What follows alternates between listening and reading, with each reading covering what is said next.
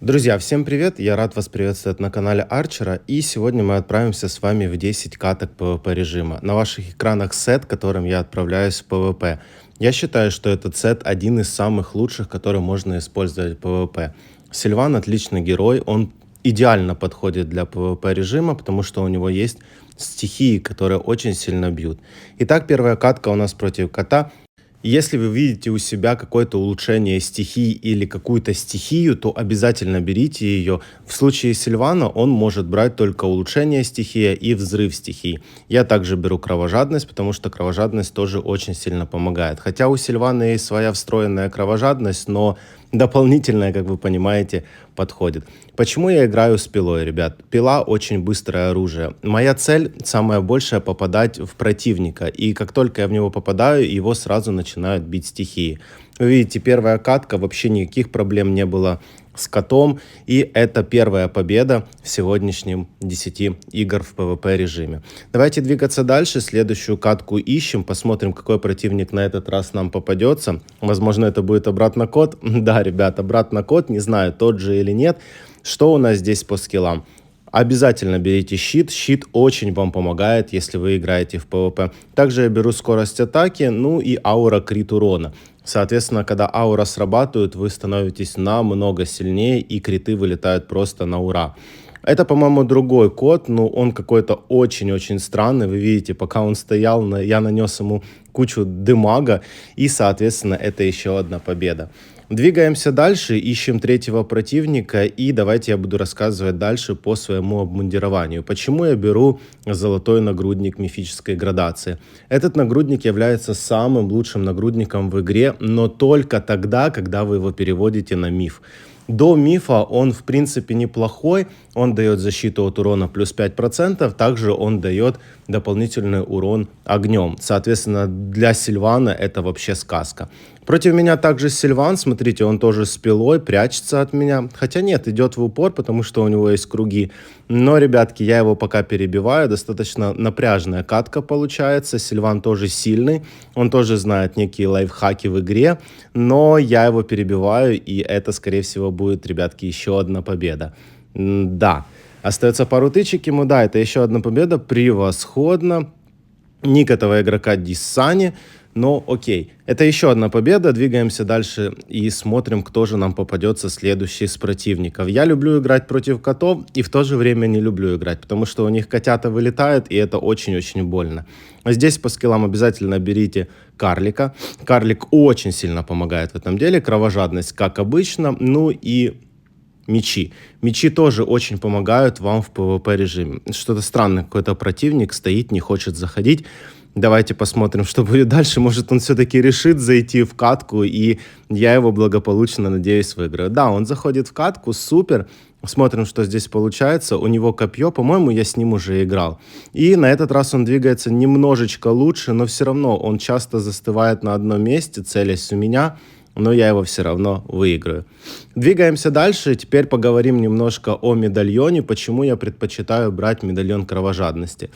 У Сильвана в скине вот этом вампира у него есть своя встроенная кровожадность от урона от стихий. Соответственно, если вы берете еще что-нибудь для кровожадности, этот эффект удваивается, утраивается, ну или просто можно сказать, что он увеличивается.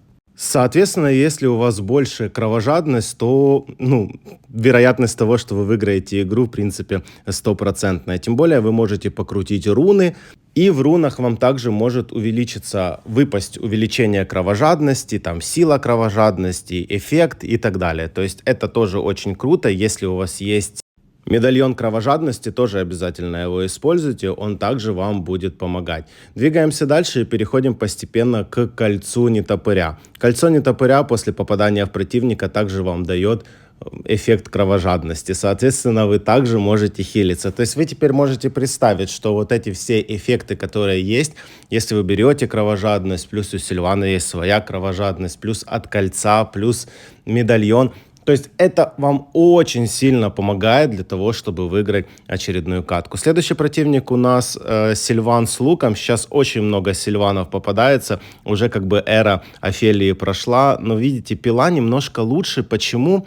Потому что скорость атаки. Я не спорю, лук тоже идеально подходит в PvP режим. Я также очень часто гоняю с луком. Но дело в том, что если противник плюс-минус вашего уровня и атаки у вас одинаково, то пила, в принципе, должна перебить. Очень в редких случаях лук будет перебивать. Ну, у лука есть свой крит-урон, и этот крит-урон действительно очень помогает. В принципе, я вам все рассказал по обмундированию. А нет, друзья, забыл еще. Браслет Мороза. Почему предпочитаю его брать? У меня вариаций не так много. Есть очень много разных браслетов, которые действительно вам могут помочь в прохождении PvP и добивании большего винрейта. Например, браслет Мороза, браслет огня, браслет молнии. У меня вариаций нету. У меня только есть браслет Мороза, и я его беру.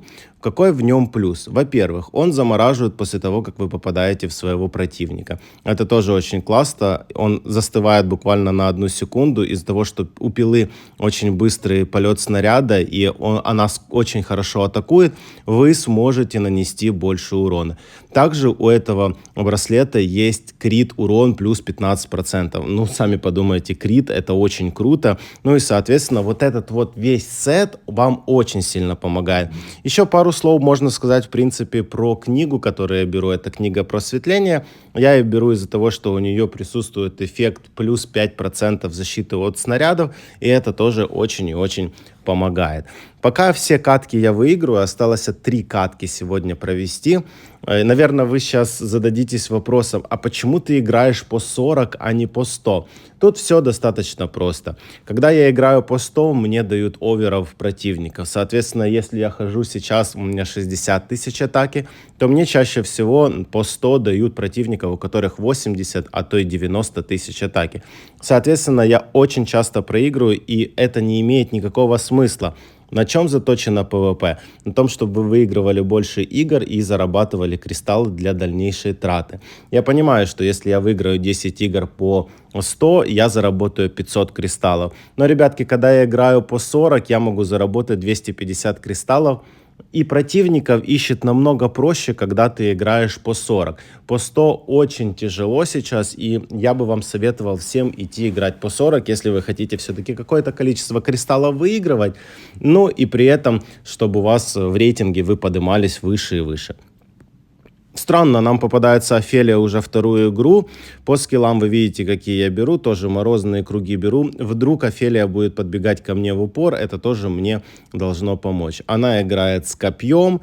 Но не знаю, эра Офелии, как я говорил, уже прошла. Это уже не так круто, как было раньше, когда она только-только появилась. Видите, она предпринимает попытки подбежать ко мне в упор, потому что у нее диагональные стрелы, но при этом вы видите, что она ничего не может сделать, потому что мои круги ее просто замораживают. Отлично, это 9-я победа в подряд. Сейчас у нас, друзья, будет последняя катка. Я надеюсь, что я еще сейчас выиграю, и у меня получится 10 из 10. Я не так часто 10 из 10 делаю, и действительно радуюсь, когда это делаю. Против нас попадается Фарен с косой. Интересно, вообще, как бы я часто встречаю фаренов с луком или с пилой, но с косой не так часто. Посмотрим, что он будет делать. Достаточно интересно, я думаю, катка должна получиться. По ХП я его немного выигрываю и посмотрим, что сейчас будет. Хотя против фаренов тоже достаточно сложно играть. При попадании у вас происходит взрыв, когда фарен в вас попадает, и это тоже может вас демажить. Но здесь, в принципе, победа на моей стороне. Это еще одна победа, что очень круто. Ребятки, вот таким образом я сделал 10 из 10. Сет появится у вас сейчас на экране. Друзья, большая просьба к вам. Подписывайтесь на канал, ставьте большие пальцы вверх, если вам ролик понравился. Ну а мы увидимся с вами совсем скоро. Всем спасибо и пока-пока.